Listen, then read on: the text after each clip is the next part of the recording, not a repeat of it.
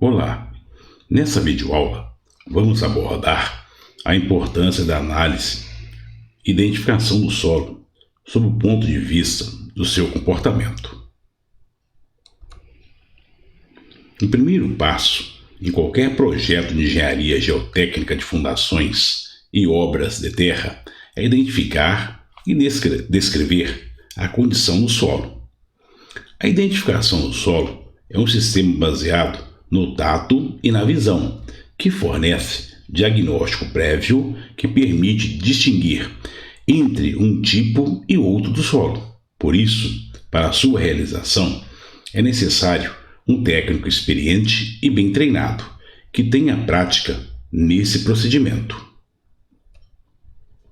A identificação do solo deverá ser o início do processo de classificação realizada tanto em campo quanto no laboratório.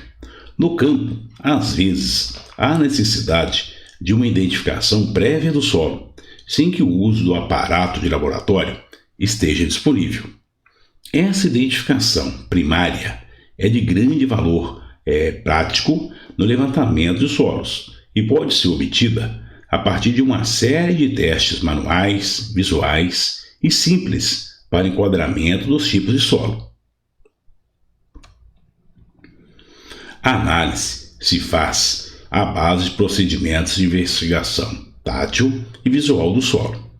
O exame visual consiste na observação quanto ao tamanho, forma, cor e constituição mineralógica das partículas do solo. O ensaio de tato consiste em analisar a amostra do solo, o aspecto e a textura quanto à maciez ou à aspereza. A areia apresenta a sensação de aspereza. O silt apresenta a sensação de maciez e sedosidade, com pouca pegajosidade e pouca ou nenhuma plasticidade.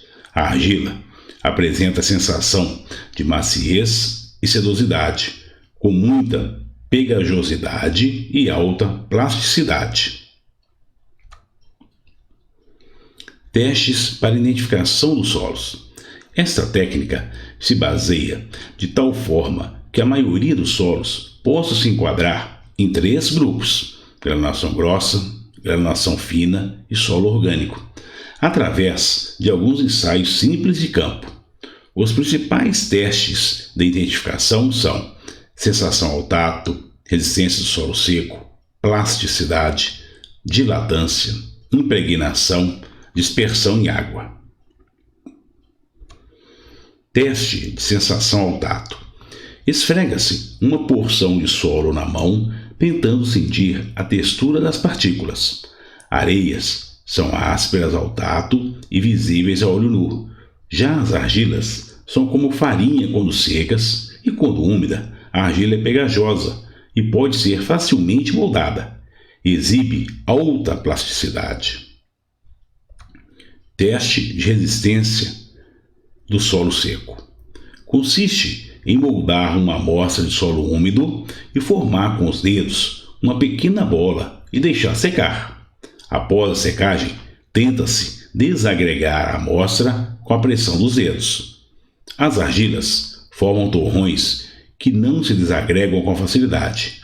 Os torrões de silt apresentam fácil desagregação por pressão dos dedos, e as areias puras se separam quando secas, ou seja, não formam torrões. Teste de plasticidade. Consiste em amassar uma amostra de solo úmido e fazendo-a girar entre as palmas das mãos, ou sobre uma superfície lisa, moldando em forma de um cilindro de cerca de 3 milímetros de diâmetro. Essa operação deve repetir até que haja fragmentação do cilindro. Se conseguir formar o cilindro, o solo é argiloso. Caso contrário, o solo é arenoso. As argilas são moldáveis, silts e areias não.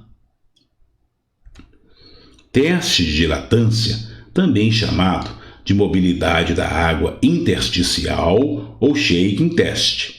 O teste consiste em colocar na palma da mão uma pasta de solo úmido e sacudi-la, batendo vigorosamente uma das mãos contra a outra. A dilatância se manifesta pelo aparecimento de água à superfície da pasta e posterior desaparecimento ao se apertar a amostra entre os dedos. Nos solos argilosos não vemos nenhuma mudança, ou seja, nenhuma reação, enquanto os solos de comportamento siltoso e arenoso reagem prontamente ao teste.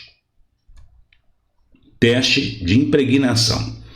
Consiste em esfregar uma pequena quantidade de solo úmido na palma de uma das mãos, colocar a mão embaixo de uma torneira aberta e observar a facilidade com que a palma da mão fica limpa. Os solos mais arenosos são lavados facilmente quando são umedecidos e esfregados na palma da mão. Os siltes necessitam alguma fricção para a limpeza. Já as argilas não saem da mão com facilidade, necessitam de uma fricção rigorosa para limpá-la completamente. Teste de dispersão em água. Misturar uma porção de solo seco em um recipiente com água, como uma proveta de vidro, agitando-a, provocando assim uma dispersão homogênea do solo na água. Deixar em repouso e observar o tempo de deposição da maior parte das partículas constituintes da amostra. As areias depositam-se mais rápido, enquanto que as argilas turvam a suspensão e demora para sedimentar. Classe textural do solo. As principais classes texturais do solo são definidas pelas quantidades de areia, silt e argila, que fornecem uma ideia sobre o tamanho das partículas e da natureza geral das propriedades físicas do solo. Denominação do solo. Após a identificação tátil e visual, a descrição dos solos deve incluir informações sobre o tipo de uma fração granulométrica mais ativa, seguida dos adjetivos referentes às frações que influenciam seu comportamento, usando termos conforme a seguir. O principal constituinte do solo recebe o nome de acordo com a quantidade de partícula predominante do solo. Exemplo: areia, silt ou argila. Frações que influenciam seu comportamento dão nome ao primeiro adjetivo do solo. Exemplo: areia, argilosa; silt, arenoso; argila, arenosa. Em relação à cor do solo, dá o nome ao segundo adjetivo do solo. Exemplo: areia argilosa, amarela; silt arenoso, avermelhado; argila arenosa, marrom. É isso aí, pessoal. Na videoaula de hoje, abordamos a importância da identificação dos solos sob o ponto de vista de seu comportamento, bem como os procedimentos de uma série de testes simples que permitem distinguir entre um tipo e outro do solo. Até a próxima. Obrigado.